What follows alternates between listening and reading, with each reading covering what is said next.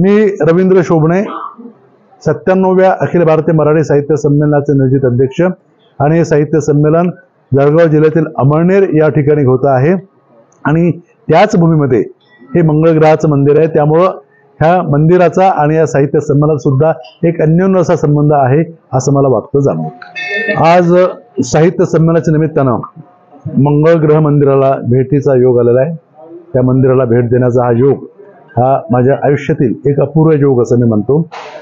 खरं म्हणजे या मंदिरासंबंधी ज्या पद्धतीनं बाहेर बोललं जात होतं किंवा बोललं जातं आणि प्रत्यक्षात जेव्हा इथलं मी काम पाहिलं तेव्हा असं जाणवलं की इथे अंधश्रद्धा निर्मूलनाचं काम हे अधिक मोठ्या प्रमाणात चालतं असं मला सांगण्यात आलं आणि इथल्या सामाजिक कामाचा, इथल्या सामाजिक कार्याचा आणि त्या सामाजिक कार्याच्या एकूणच परिणामांचा, त्याच्या सफल परिणामांचा विचार करता हे मंदिर हे निश्चितपणे समाजाच्या आणि लोकांच्या हिताच्या दृष्टीने काम करणारं मंदिर आहे आणि इथे होणारी प्रत्येक घटना, प्रत्येक गोष्ट, प्रत्येक कृती ही समाजाच्या उत्थानाकरता, समाजाच्या पुनरुत्थानाकरता आणि समाजातील घटकांच्या पुनरुत्थानाकरता अधिक परिश्रमपूर्वक काम करणारी अशी ही संस्था आहे।